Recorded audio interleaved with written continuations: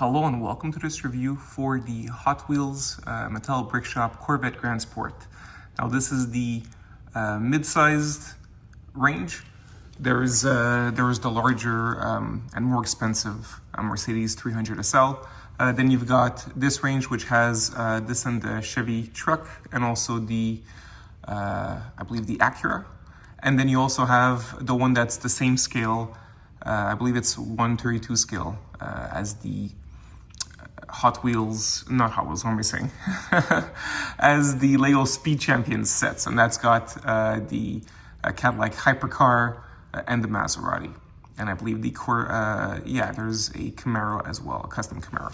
Anyways, so I went for this one. It's the first one that I found, and I do collect the casting. Actually, I collect, in terms of we're talking about Hot Wheels, I collect the Roadster version, which looks like this, and funny enough has the same deco as this.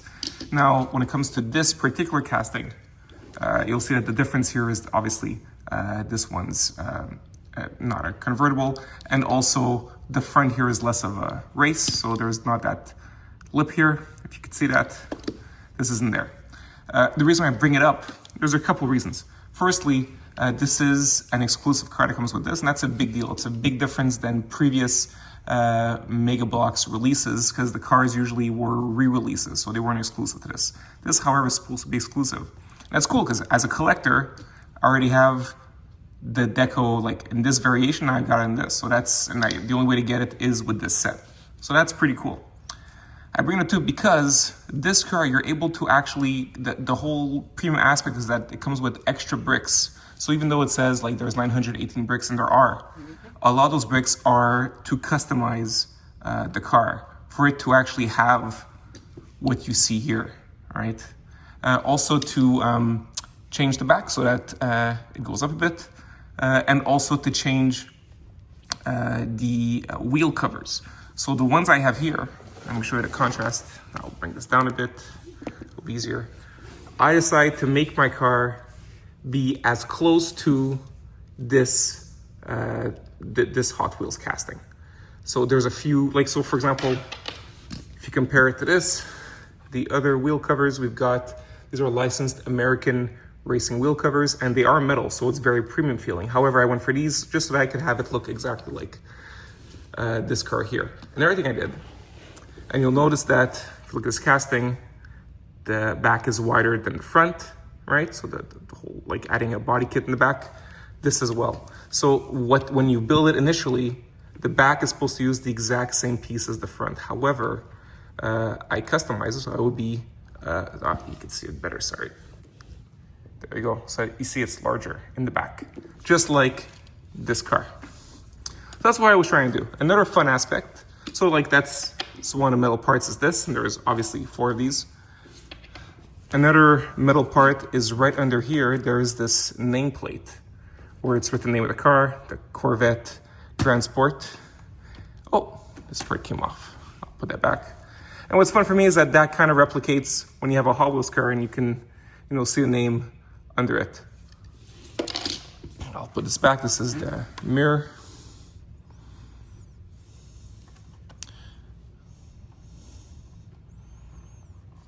All right.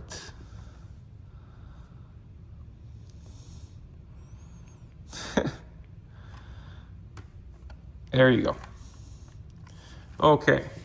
Now, so yes, Mattel definitely decided to go a bit more premium with this, like I said, with the metal, with the whole customizability options, and of course with the exclusive die-cast car. There are other cool aspects about this, and that compared to, let's say, to Speed Champions. So the big issue people have with Speed Champions is usually the stickers. Now this, to get it to look the way it is right here, there's no stickers, it's all prints. So this detail here is a print, and what's really phenomenal is, as you can see, there's a continuity. This is no break, which always happens with stickers with Speed Champions. So not only are you stuck with stickers, but then you're stuck with breaks, and it doesn't look that great. This looks phenomenal. You also have, of course, print here. Like, everything's a print. There's no stickers on this right now. That's a print. This is a print. The interior here is a print. You're not seeing it. Yeah. Even the little, the Corvette symbol on the steering wheel is also a print. And yes, the doors open. Just to show you that aspect. Here you go. Oh, well, that came off. not great. That's fun. Just for the review, eh? Why not? All right, no problem. That's the whole point of of it being brick built. You can just put it back. And yeah, it's a really, really tight squeeze, but it works fine. It works fine. Okay, another part that can open is the front here. And the hood opens up. It's not just like some kind of normal latch and flipping up, but it actually, like, look, there's this whole nice Technic style mechanism, which is very smooth and really, really nice. And then you have the whole engine block that you can see with a print here for the word Corvette. There's even this here, this piece, which I'm gonna pop up.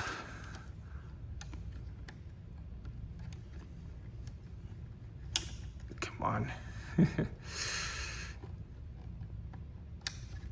There you go. Turn it like so. And it's supposed to hold it up. And it does. Okay? It's pretty well done. And yeah, so you've got the hood that can be held up and you close it. Now, speaking of elegance, what I find phenomenal is that the steering actually works. So I'll show it to you here. Turning the steering, and yeah, okay, there you go.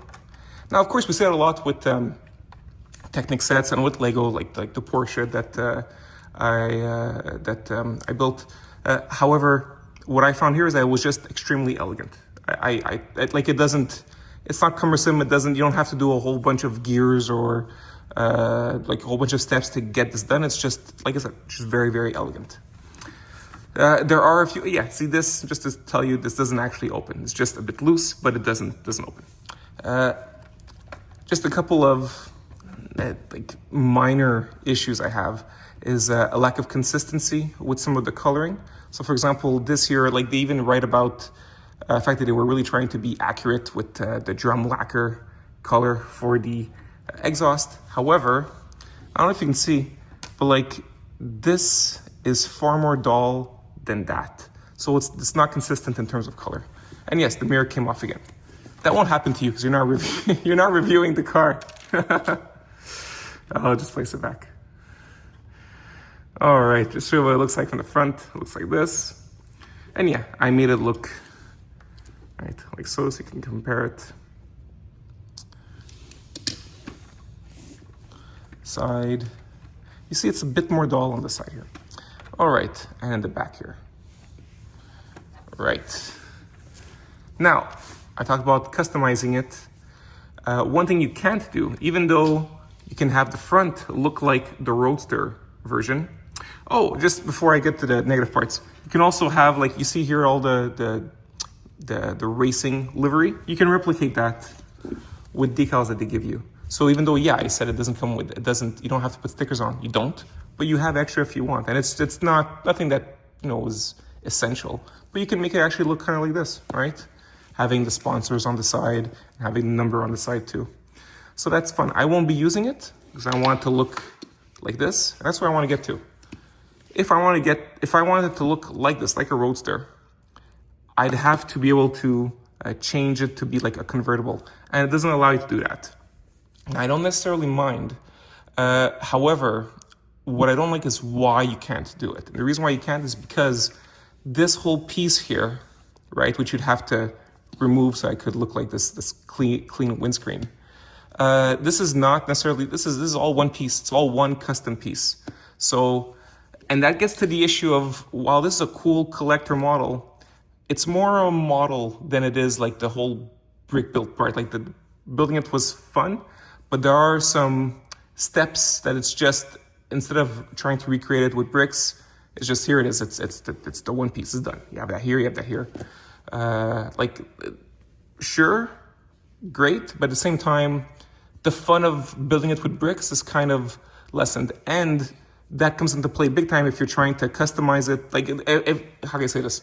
The fact that they're going all in on this whole customizing thing, it's ironic that you actually can't customize as much as you want because they give you pieces that are more like akin to a model kit than they are to actually like building it out of bricks. I don't know if that makes sense. But there are limitations, like how can I say this? As much as they want you to customize it, there's limitations to customizing it, and none more apparent than we're trying to turn into a convertible. Now, I didn't expect it to, but if you're going aloud saying, guys, look at this, you can customize it, do all these cool things. Well, I can't. I can't because like there's pieces that are only for this. And look, that's fine, but you're kind of missing that whole building it with bricks aspect to it, if that makes any sense. So that's the main criticism. The only other criticism would be the quality of the bricks.